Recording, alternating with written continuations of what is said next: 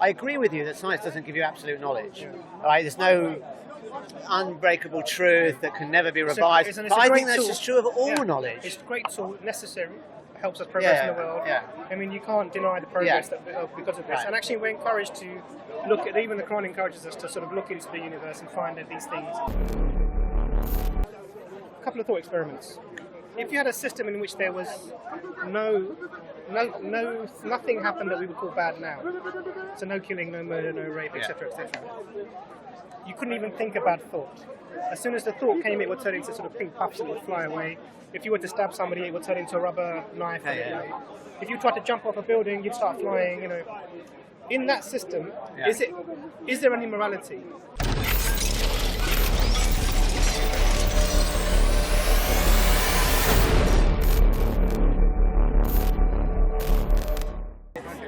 And they've got these hilarious songs, but a lot of them about medicine. I mean, there's so many anecdotes because you just come across people who are just completely disabled in terms of making a decision about their health. Wow. It's hilarious. I've had somebody come to me. You won't believe, you know, Charles fallen over. Can we just send a bit down in my bag? Because you're worried about your bag, yeah, 90% people are. So we had a Charles fallen over, had their lip swollen. They come in because they're worried about the swollen lip. They're worried about what, sorry? Because the lip's swollen. Okay, It's just a normal... Right. That's what happens, you know. You bang your lip, it swells, it will go down. Right. But people are just so worried that they can't just make a... The worried well, they call it, don't they? So their nan would have told them, don't worry about it. They don't have access to nan anymore, so they Google it. Yeah. So, and probably they find something crazy. Everything's death, isn't it, on Google? Yeah. Death or cancer. There's nothing intermediate. It's like the Daily Mail, isn't it? Every substance either causes or cures, or sometimes both, cancer. Absolutely. So it's really, I think I spend probably about maybe 30 to 40% of my time pastoral work. Right. Just calming people down. Okay, you know. Yeah. And then the other time it's either, you know, just saying, okay, this will go away in a bit, don't worry about it. Right. Or treating people. Right. Because if you just leave people, most things are okay. Yeah. But we're in a world of information without filters. Yeah. And if if I went into a physics books or something, started reading, I could easily get the wrong end of the stick. Oh yeah. And convincingly, I could be. And there's lots of wrong stuff out there, even from like good sources. Are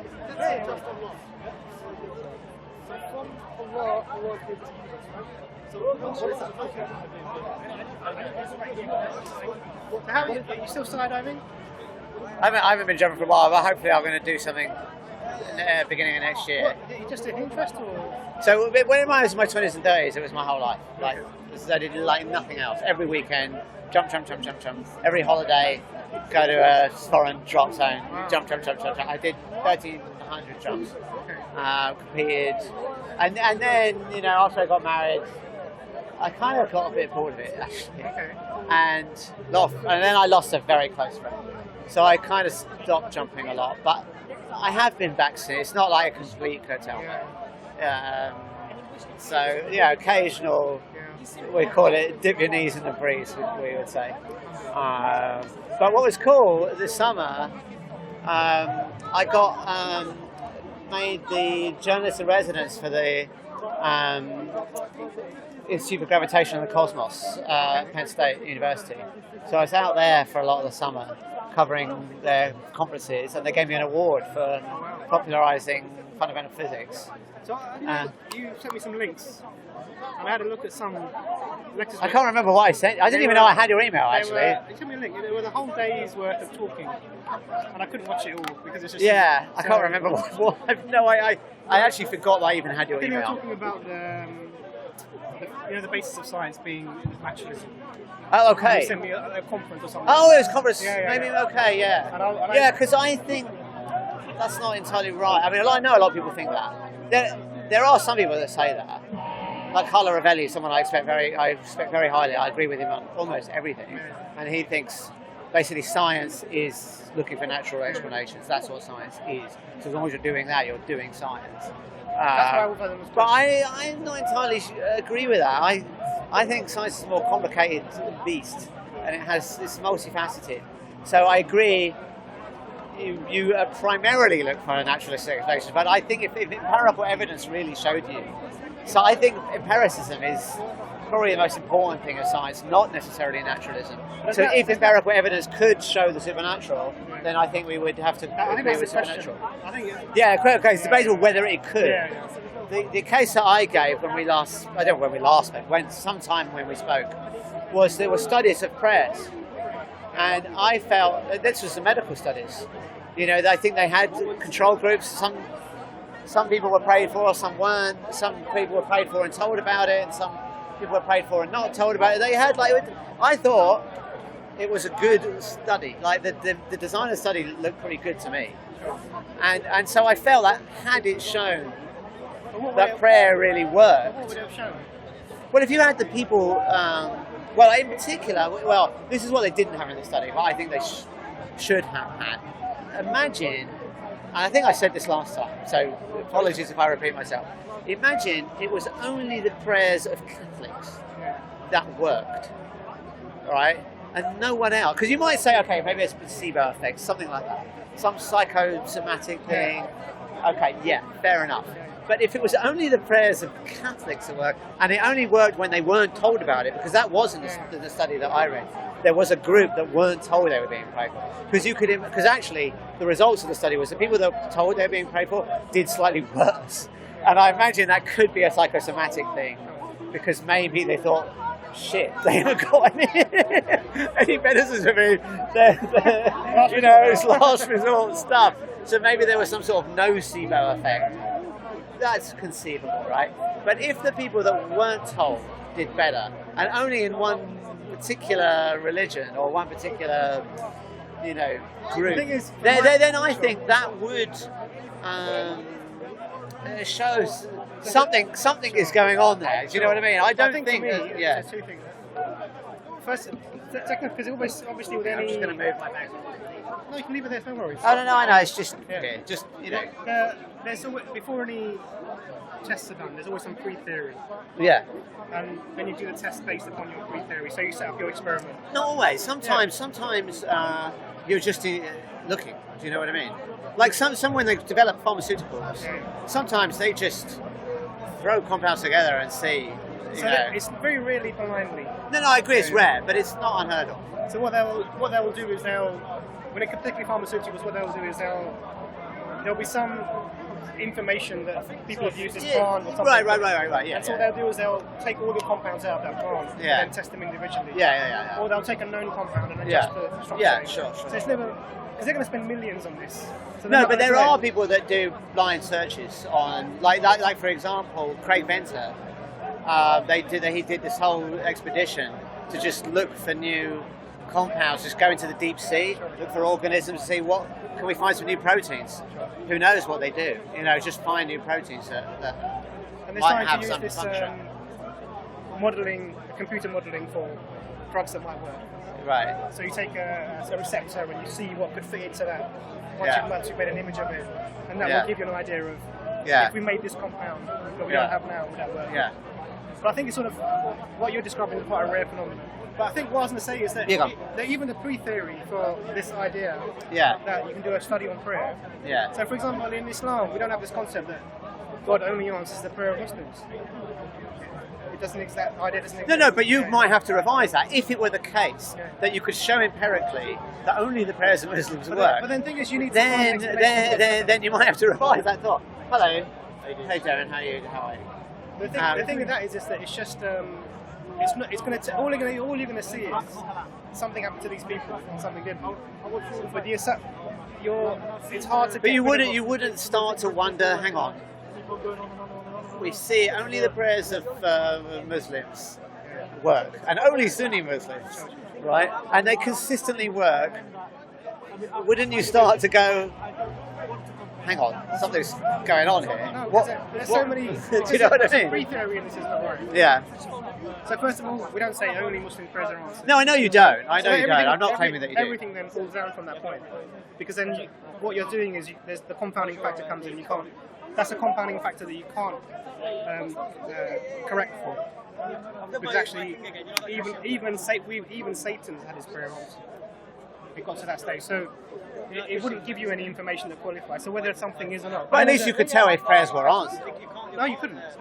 But you just said Satan's prayers were answered. Hey, how are you, sir? Because there are some answers that you can receive. Can't forget you, Phil.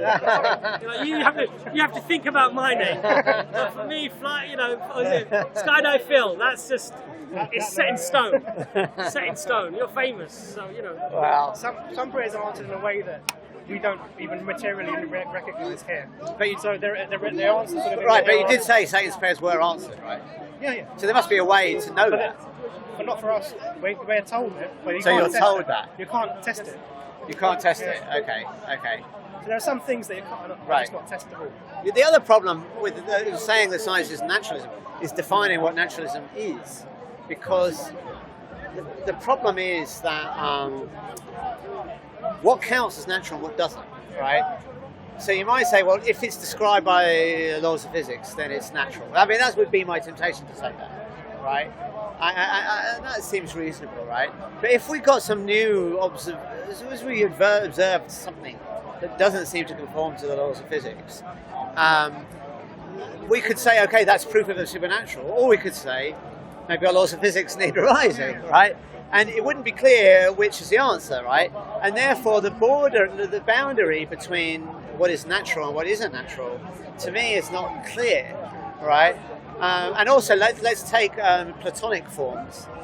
Now, you might say, are Platonic forms naturalism? I mean, a lot of people say Platonic forms are not naturalism, but they're not supernatural in the sense of, like a divine being or something like that either. So again, I think the problem is the borderline between naturalism and what isn't naturalism can be hard to delineate. It's a multiverse natural.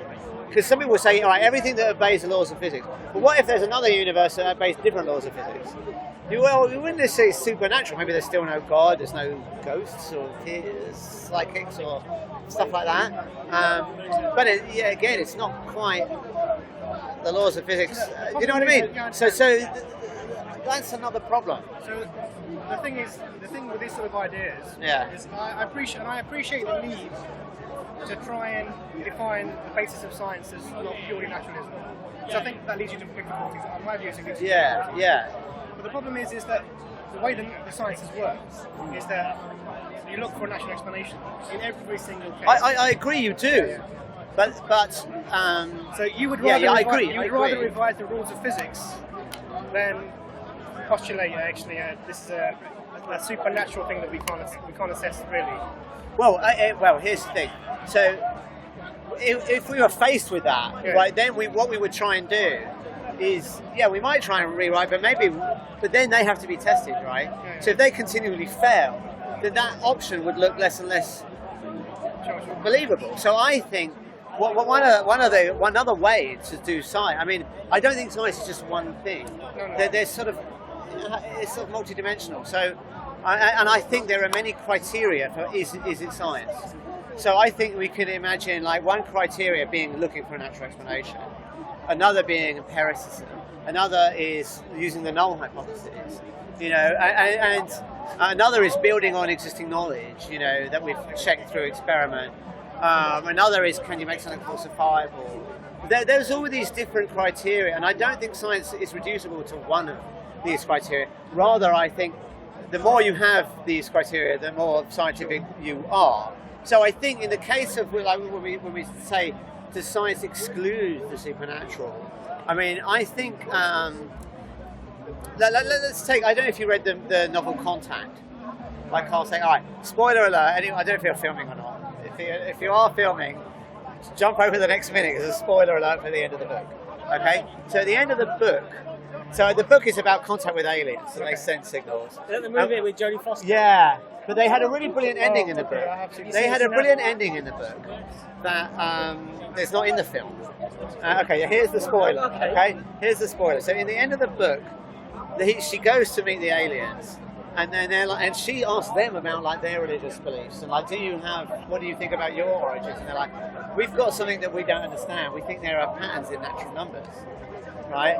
And now, And so she goes back to Earth, and in the book and in the film, no one believes that she actually went, right? Because in the anyway, so she says, maybe I can prove it. I'm going to look for patterns in natural. She goes to pi, and she computes pi. She gets all the computing resources of the city, and just starts computing pi to like a zillion decimal places. And then she starts finding like binary code, right? Now I think, suppose you did that and you found binary code, and it spelled out the whole text of the Quran. I think that would be scientific evidence that the Quran is, at least from a, if not from God who is the creator of all things, it would certainly be some beyond human intelligence, all right? Something, and it's written into the fabric of natural numbers. That would, I think you could write that up as a scientific paper, right? I think you could, because another thing about science is that it's checkable. It's reproducible. So if that were to be the case, I mean, it's not the case. I want to make it clear. This is just an idea that was in a book, a fictional book, right? But if that were to happen, other people could reproduce that result, and I think that's another feature of science: reproducibility. The thing is, I understand what you're saying. Yeah. But nothing in science brings you to truth. All you're doing is you're building a model of current understanding of how the universe works, and that's all you would do. You revise your model depending on the observations that would change the. But do you think it's true that bacteria causes disease? Yes. But didn't you just say that science can't bring you to truth? Isn't there a conflict No, there? there isn't, because we're talking about ultimate truth, and we're about this. So in say in about 15 or 20 years, we discover that actually bacteria themselves, they have a prion in them, for example. That when it comes into contact with human cells, it causes some damage to those cells. That's the mechanism of the infection. It's not the bacteria, but actually the prion. No, I agree. So what we do is we build models according to what we understand. So at the moment our model is, yes, bacteria cause infection. Right. But any future observation could change that model. So this is what I'm saying to you about... I agree. But isn't that true of all human knowledge? Sure. But I agree with you to a certain extent. Now, I mean, what isn't open to revision? All human beings are fallible. So any knowledge we have of anything is open to revision, right? Sure. I mean, there are even mathematical proofs that a decade later or so turned out to be flawed. And we can't get better than a mathematical proof. So the idea then that you use something that is changeable as a criterion to judge other things by is a flawed one. But we have no choice, surely. We do. What's the choice? So science is one way of... So science just means knowledge, right? Well, that's the ancient Greek definition of it, but I think it means more than that now. And then we have the natural sciences, which we call science. But actually, there's other ways of arriving at knowledge. Yeah, go on. You can use irration, you can use logic. You can I agree. Completely, without anything. But even then, we have to have certain fundamental assumptions. Right, which could always be wrong, right? Any logical deduction you make from an axiom, you could always challenge the axiom, right? But you need the axioms to do anything. Right, yeah, exactly. You have to have a starting point. Like, for example, the world, the universe is real. Yeah, of course. You have to start with an axiom, Causality is an axiom. Yeah, and any deductive system of knowledge starts with axioms, and you could always challenge those axioms. So I would say that I agree with you that science doesn't give you absolute knowledge. Right? There's no unbreakable truth that can never be revised. But I think that's just true of all knowledge. It's a great tool, necessary. Helps us progress in the world. I mean, you can't deny the progress because of this. And actually, we're encouraged to look at, even the Quran encourages us to sort of look into the universe and find out these things, because they confirm for us the ultimate thing, which is all knowledge comes from the Creator. So we're what if they didn't? But this is the point. I mean, then we come down to the question of postulating an atheistic universe and postulating a theistic universe, and what the difference. No, that's not the only two options. Of course, there's pantheism. There's polytheism, there's deism. I mean, it's not only atheism or theism. So there's no God in any way understandable, and then there's other systems which have some sort of divine being. So that's the general cutoff. Within those, there are fair enough. Okay, fair enough. Yeah. So I mean, one of the arguments that people bring is that Carl Sagan, who said you just believe in one. You believe in one less God than I do. In the sense that you disbelieve all the other religions. But this is the problem with this concept is that actually you can have many theories about an observation. that doesn't make the observation untrue. So the fact that there's so many different... It doesn't make the observation true, do you untrue. think? Untrue. Oh, okay. You understand? So, Yeah, okay, fair enough, yeah. So just because there are lots of different ideas about what the creator is, Yeah. pantheism, Yeah. you know, the ones you mentioned, it doesn't take away the concept that there's a creator. So all No, I those- agree, all I those agree, would I be agree. one, and the other. So when agree with that, yeah. when I'm coming to talk about a theistic universe, Yeah. there's many aspects of that I think are coherent, that make sense, that wouldn't make sense when I'm talking about an atheistic universe. Okay. And we've spoken about these before many Yeah. times, so you know it's going over old material. But It's okay. One of the things I know. But I want to pick up. I know we will only have so much time. I want to carry on our conversation about the seven heavens at some point. So just keep that in mind before okay. you say I'm out of time. We've got to go. Okay, Okay. okay. Anyway, go on. We'll come back Carry to on with that. your point. We'll come back to that. So Yeah. one of the things that for me, which I find most compelling, is actually assigning value to things. Right. So, you know, I was having a conversation with somebody I think a couple of weeks ago about this, and I was saying that. You know, when I see my child, or Yeah. I see something, I know intrinsically that my child has value. Right. And that's an actual thing. I don't believe it as in something that I've just given it myself, because for me that value comes from the transcendent creator who ascribes a value to things. In an atheistic universe, you can make purpose for yourself. Right. You know, my purpose. You is- ascribe yeah, values, you but ascribe- they're within you. But they're almost like a self-delusion in the sense that They're- it's arbitrary. So every single person. Well, when you say arbitrary, I mean, it's obviously not arbitrary that you give value to your child, is it? I mean, No. evolution should It's drive arbitrary. you I'll tell you to what I mean value by- your child, right? I'll I tell you mean, what arbitrary that should be would pretty mean. obvious. I'll tell you what arbitrary I mean by arbitrary. Okay, tell me what you mean. I don't mean arbitrary as in what you do is arbitrary just because you're doing it. I mean Right. arbitrary as in actual essence. In an atheistic universe, nothing has any value at all. Nothing has any value At all. Because it's just a movement of atoms and yeah, and but molecules. value can be ascribed by a conscious being, Sure. right? So you can ascribe value. So then but it has that's- value. But that's no. Value doesn't come from just. See, I think that the problem here is your definition of what value means, right? So I think it means what I ascribe it, or what a conscious being ascribes to it, right? You think what value means is coming from the creator, right? So of course we're not going to agree on this point because we're defining values in different ways. So for me, what I'm saying right? is that you have when you ascribe value in almost like an arbitrary sense Yeah. to something, because But how, anyone else could ascribe something Yeah. else, some other value to that thing. careful. Whereas for we believe the creator has given value to human beings, life.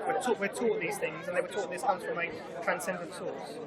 We can talk about the transcendence of the source, but that Yeah. gives you actually. So But let's suppose God values X, whatever it is, right? Why should I care? why should you care? Yeah, I mean, so what? So, the problem here is that then, if there is a creator, Yeah. and God does for us allow us to ascribe value on a humanity level Yeah. to things not in an arbitrary way, there are other things that come. But what is it about God describing it that makes it non-arbitrary? That's what I don't understand. I'll give you an example. Let me make another example. So, there was a point in German history where they decided that a certain group of people were not valuable as human beings. Right, of course. And they decided to wipe them out. Right, yeah. Okay. Yeah. So this is arbitrary value taking away value. Arbitrary. Yeah. Now, for us as Muslims, Yeah. even if we had a government that decided that there are these groups of people who are not valuable, and they wanted me to agree, or Abbas to agree, or somebody else to agree, we would not be able to do that. Because why? We set our criteria, our standards from a source that's outside. Right, but of society. if the source said it was okay, then you would have to agree that it was okay. But we don't accept that would be the case. But suppose hypothetically it was the case, then logically you would have to conclude that would be okay to do that. The thing is, I understand what you're saying, but Right. there is no case either. But that's the problem. You don't think that would happen. No, Now, where are you getting that from? So I have. See, I think you're getting it from your own moral I understand. intuitions, which is where I'm getting it from. Not at all. Therefore, we're not on a different page. So I have a source that I turn to, which is the Quran, Right. and we can verify as best I can. We can verify this is not something that the Right. Prophet Muhammad could have Yeah. produced himself. Okay, and there are certain characteristics within that text there we can look at, which I believe points to something beyond human capability. Okay? Now we can discuss what those might be. Right. So, for me, that establishes that this command that we have comes from a being that we would call the Creator. Yeah. And then we base our knowledge about what to do and what not to do from that. Now, in those texts, we're not told to anything like this thing of wiping out a group of people. No. But there are a lot of things you're not told to do that you should do, right? It doesn't say go and get a cup of coffee, but it's not like it didn't say it, so I shouldn't do it. Yeah, but that's the right? same. I mean, come on. No. But my point is, but also it does say, as I understand it, or at least in the Hadith, that everything is predetermined by God. Okay. So it seems to me you've got a problem. Because if God allows the Holocaust, which he did, I mean, obviously it happened, right? And God could have stopped it, but he didn't. So either he didn't stop it for a good reason, which means there must be some good reason for the Holocaust, which I can't accept, and I'm sure from what I understood you saying, you can't accept either. Or he didn't have a good reason for not stopping it, in which case he can't be this omnipotent, omnibenevolent being. So there's a real problem that you have there. This is the classic. So we move the goalpost like this. This is the classic sort of problem of evil. Right? Well, yeah, but the problem is, if the Holocaust was wrong and we agree it's wrong, right? We both agree it's wrong, right? And we agree it's a unnecessary thing. It shouldn't have happened. It was wrong. Right. So, given that, right, we know that if there's a God, he allowed it. That's also, we have to accept that, right?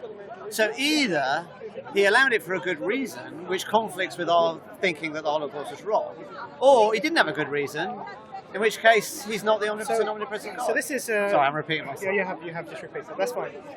So this is what's going on? This is sort of the classic problem evil problem. Now, the problem with this concept is that you limit there's a few problems with it, but I'm going to try and delineate them. Okay. So the first thing is you delineate the experience of a human being to this life. That's the first thing that you do. So, and the other thing is that you either don't understand or you don't think about the system that's been set up here. You think this is the be-all and end-all of the system. It's not. So, a couple of thought experiments. If you had a system in which there was nothing happened that we would call bad now, so no killing, no murder, no rape, etc., etc., you couldn't even think about thought. As soon as the thought came, it would turn into sort of pink puffs and it would fly away. If you were to stab somebody, it would turn into a rubber knife. If you tried to jump off a building, you'd start flying. In that system, is there any morality? Is there any morality? I don't know. I have to think about that. So I would say there isn't. Okay. And the reason I would say that is because there's no action. I'm not able to choose between right and wrong because there's no choice in that system. The only thing that you can do is good. Because everything else is prevented. Did you ever watch Red Dwarf? Yeah. Do you remember the episode with Prison Planet? I may have. Let me remind you. So in Prison Planet episode, Rimmer is kept in a prison. Yeah. And he's sentenced to 7 million years in jail or something. I can't remember. It's a ridiculous amount of time. And the prison has Lister goes to visit them, and the prison has no locks on it. You could just walk out. Oh, something. No, I can't remember. But Lister starts asking about the nature of the prison. He goes, "It's a really weird prison. It's very clever. What happens is any bad thing that you do just gets turned back on you." Okay. So, for example, and he says, "Go on, set fire to the." He goes, "I'll show you. Set fire to my blanket or something, and to the linen on the bed." So Lister says, "Slice the linen on the bed," and his jacket goes on fire. I think I've seen that one. Right? Do you remember that one? I think I've seen So imagine a setup like that. You still have free choice, right? You still can make choices that are good or bad, but anything that you say you choose as bad just happens to you. All right. So that to me would still preserve, and you could still have bravery in sort of without. You might have the appearance of things. So, for example, I went paintballing once, and I got an award for bravery. I crawled through the grass, right, and I stormed the opponent's flag. Now, there wasn't any real risk, right? It's not a real war, right? It's just a game. But you could imagine something like that, right? Like I played Grand Theft Auto, and I wouldn't kill any of the civilians because I thought it was wrong, right? So even though there's no real consequences, you could still have, I think, moral choices, even if those... I think your example is very good, the Rimmer one. We'll come back to that, and I'll bring it into my thing. Right, so, okay. First of all, and then think of an opposite. So the first thought experiment was a system in which you cannot do anything bad. Right. And I would say that remove the morality from that system, because actually there is no choice. Yeah? Now flip it. A universe in which only bad things happen. Yeah. Everyone's killing, everyone's murdering, everyone's raping, everyone's killing themselves. The same question applies. Is there actually any morality in that system? And the answer again would be no. Because again, there's no choice. You can only do bad things. So for me, when I think of, just to bring another very Christianity, where we're inherently evil and we do evil things, this sort of points towards a world like that. Now I don't accept that. So in both of those systems, they are automatically amoral because there's no choice. Morality requires agency, which requires choice. Yeah, but you don't. The problem of evil, I think, doesn't necessarily depend on any notion of morality. You can just focus it. You can just retitle it the problem of suffering. So we'll come back to suffering. Okay. But what I'm saying is the notions of morality and choice aren't a necessary function of the problem. Because let's say we were talking about the Holocaust. That was the example you gave. But let's give another example: mass extinction of animals. Right? Or the example I gave, I did a debate, and the example I gave actually was not mass extinction. It was animals caught in what's called a predator trap. I don't know if. All right. So what a predator trap is an animal gets stuck in the mud, right, and they can't move. They starve to death. But it gets much worse than that because what happens is other animals go, oh, a meal. So they go, oh, there's a trapped animal there. I got an easy meal. They go in, and guess what happens? They get trapped too, right? So this is really horrendous suffering. They all starve to death, right? And we've got examples. There's a predator trap remains in California, the La Brea tar pits. They dug up 4,000 direwolf bones. They all died in this way. Yeah. So I think it's a really interesting example, right? Now here, choice I don't think comes into it. Right, we don't know if animals have free will or not. It doesn't matter. They're suffering, and it's unnecessary suffering. So we'll come to that. And so where's God? So we'll come to that. You've got to give him around 5 minutes. Go for it. I've had rimmer, I've had paintballing. Yeah. Go for it. Red ball, paintballing. Go for it. We know more about you from your Facebook page. Go for it. So the first thing is in a universe that's set up without any choices, there's no morality. So morality is a requirement for judgment. You have the ability to make choices. If you cannot make a choice, you can't be judged. That's basically that simple. The other thing I mentioned right at the beginning was about the timeline of the perception. Okay, so we don't believe as Muslims that your perception is limited to just this life. So we've existed before, pre-birth, and will exist again after. And actually, this life is very short compared to the life after. In fact, we're told that will go on without end. So, I mean, I'm sure you've had something nasty happen to you in the past, fallen over, maybe injured yourself. So, with time, your perception of that is changed, and it's not as painful as it was maybe that time. However, whatever that emotional hurt might have been, physical hurt might have been. So imagine now you put that forward million years, however many years, that becomes almost something you wouldn't remember, immemorable. Okay, and this is really what we're talking about. So, to have a system in which you can be judged, and this is the system that God has set up with me, a system in which you can be judged, you need to allow free will, and the consequence of that free will is amongst human beings is their suffering. Okay, now the question you raised is a really good one. What about animals? Animal suffering. So, I'm not sure if I can say that animals suffer as we suffer, because I don't believe that we are the same as animals. I can't. My voice is like this. So, my view would be, because we're told that one of the hadith of the Prophet, peace be upon him, is that the goat without the horns will get the opportunity to butt the goat with the horns who butted him in the. Do you understand? So everything is reconciled. So that's like the compensation. Compensation. Okay. So even the animals will have some sort of justification for what's happened to them. But mainly this set of us human beings, we were sent as a vice regent, almost like a caretaker for the earth. That's our main role. Even though human beings are destroying the earth. Well, they are, we're not doing it. Our role was actually, and we're going to be accountable for that. I don't believe that we're not accounted for what we're doing for the earth. Okay. So, So 3 points, it So the seems. perception. There's a long time. There's animals are different to us. Yeah. And there's And what was the to third? allow a system in which And there's free will. choice, you And need free to will. have free will. All right, so let me try and go through each one of those 3 points. Let's start with animals are different to us. We're not sure if they suffer. I think the evidence that they suffer is overwhelming. So let me try and explain what that evidence is. So I'll give you a couple of things, right? First off, we know that if we trigger certain subcortical regions of the brain, we get the same emotions in humans and animals. So, for example, there are experiments done by Jaak Panksepp, or at least described in Jaak Panksepp's book, Affective Neuroscience, where you stimulate these regions and you get a fear response in a human, and they say, "Oh, I've just suddenly felt afraid. I don't know why." Right? You can do exactly the same in an animal, and they show a fear response. Right? You can do these with different circuits in the brain. I'm not saying all emotions are localized, but some are. Right? And what they find is for negative emotions like fear, that if you give the animal the control over the emotion, they will switch it off. So things that we generally associate with negative emotions, they switch them off. Whereas positive ones, not only do they switch them on if you give them control, they'll keep pushing the button until, you know, they become like an addict, right? Second experiment. This was an experiment done with fish by Lynn Snedden.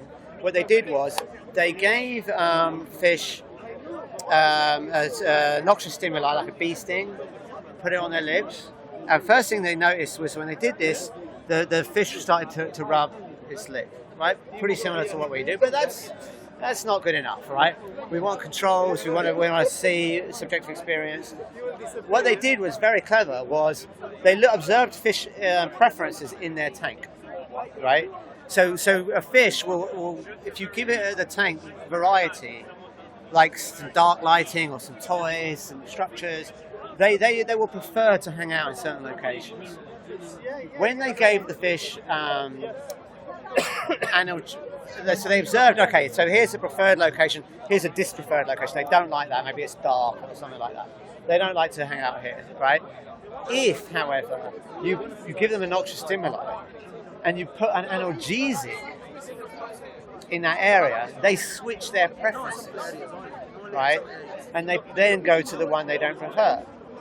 Another piece of evidence is they have endogenous opioids in them. So you know, you're a doctor, you know about endogenous opioids. It's very strange what the function of this system could be. For those who are watching, endogenous opioids are basically painkillers that your body secretes, right? And why would the body do that? Well, maybe you're being chased by a tiger and you hurt your toe. The endogenous opioids will actually temporarily suppress the pain so that you can escape, right, the predator. So you've got these endogenous opioid systems, so you've got these behaviors where they change preferences. So I think the evidence that they experience pain in a similar way, I'm not going to say same, because you know that human beings don't all feel the pain in the same way. Some people have very high tolerance to pain, some very low tolerance to pain. Another very powerful piece of evidence that is common in humans and animals is if you take out the higher cortical structures, we have a patient called patient R who had a lot of his higher cortical structures destroyed by herpes encephalitis. He is hyperpathic to pain. So he has a very low tolerance to pain. In fact, they tried to study pain in an MRI, and you know that you have to keep still for an MRI, and he couldn't keep still. The way they test pain, it's not like they torture him or anything. They ask you to put your hand in an ice cold bucket and see how long it takes you to take it out. He couldn't keep still when he put his hand in the bucket, and he was like, no. So the fact that this patient with his cortical structures taken out, all of these things I think speaks very strongly that humans and animals are similar in the pain system. So they've evolved because they're very. Can we speak about that before you move on? I know you've got another 2 points to make. Yeah, okay, go for it. You respond. That's fine. So, sorry, if you look at all of these. Where is this going with regards to pain? What's the point? It's a long conversation. Sorry. So watching the video and then you'll see. The animals and humans have very different nervous systems anyway. Well, watch the video and you'll see. They're very different nervous systems. Okay. So let us. if you look at all of these studies,